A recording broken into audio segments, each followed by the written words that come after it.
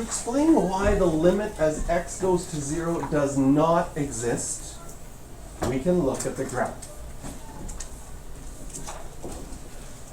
And this is actually one that is typical for a mistake. A lot of people like to say that the limit of this is infinity.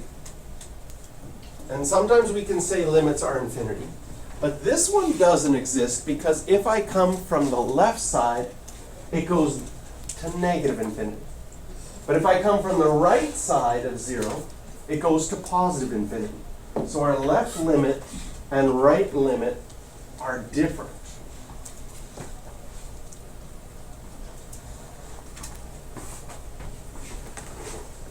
So from the right side, there we go, I can see it all.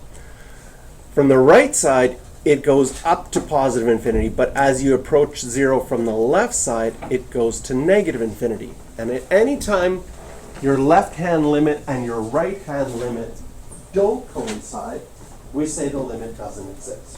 Sometimes you'll see in textbooks, like at the same time here, I'll do this question too. And I'll draw its graph, tiny underneath here. This also has a non-permissible value at x equals 0. It also has an asymptote at y equals 0, because the degree is bigger on the bottom. But this graph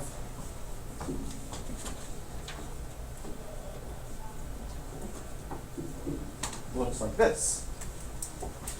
And so sometimes you will see in textbooks, and I kind of like this, you don't have to have that positive sign there. Sometimes you'll see in textbook this limit as positive infinity. And sometimes they'll still say, well, infinity is not a number, so some textbooks will just default to does not exist when they have infinity as an answer. But I like writing infinity in this one because the left and the right do both get bigger and bigger. It does tell you that no matter which way you get closer to 0, your answer is getting bigger and bigger and bigger. Whereas with 1 over x, if you get close to 0 on the positive side, it goes to infinity. But close to 0 on the negative side would still be a negative number and then go to negative infinity. So a slight difference between those two. Okay, so now we have a challenge. Some of these are limits, some of these are values.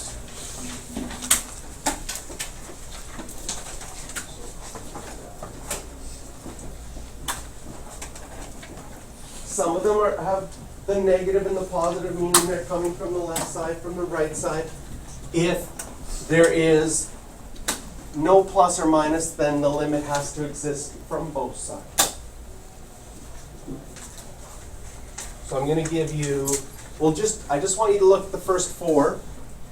I'll give you some time to think about them. And then we'll go over those, and then we'll continue with the next ones.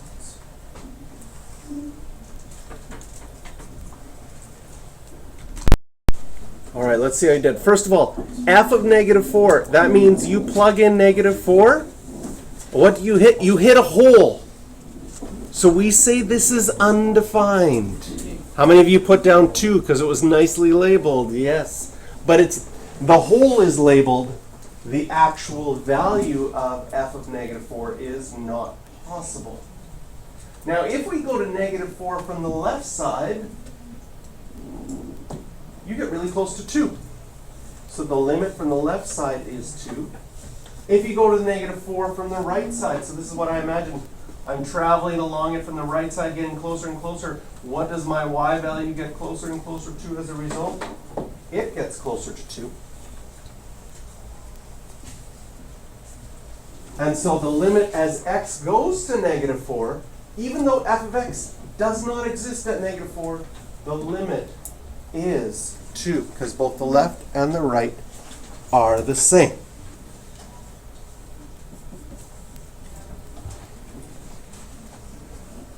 So I'd like you to get down answers for the next ones.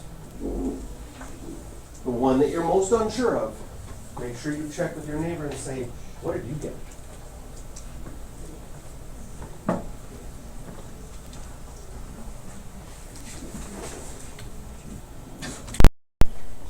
right. F of 1 this time does exist because it's filled in here. So f of 1 would be 4. As you go from the left side, though, you're going to 4, but the right side, you're going to negative 2. So from the left side of 1, your y value is getting closer to 4, but from the right side, it's getting closer to negative 2. Anytime you have this jump discontinuity where your piecewise graph jumps from one value to another, the limit will never exist at that point. Even though it does have a value, in order for the limit to exist, coming from the left and coming from the right has to be the same number. This one's kind of crazy. Can you see that? You have a question? Yes. Why is f of 1 4 if there's like two coordinates where x is 1? So why is f of 1 equal to 4? Well, because like, yeah, because like So whenever our dot is filled in, that's the value at that point. The But I open just- circle is it's not equal to that. Because there's also 1 minus 2, so how do you know which one it is? Because this one is a hole. So that open circle means that that value is not included. Right. Just like at negative 4 comma 2, that value is not included. But how do you know which like f of 1 we're talking about? Well, f of 1 is saying this, your x is equal to 1. Right. Okay? So I have two places where x is equal to 1, but only one of them is filled in. So you choose the one that's filled in. You choose, that's the value at that point. So same thing's going to happen here at 6, right? F of 6 is actually equal to 2, because that's where it's filled in. We have the point 6 comma 2.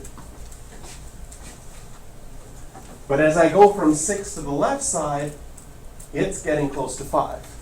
And 6 from the right side is getting close to 5.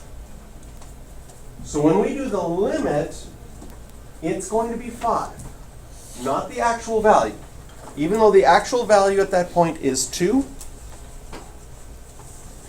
the limit from the left and the right is both getting closer and closer to 5.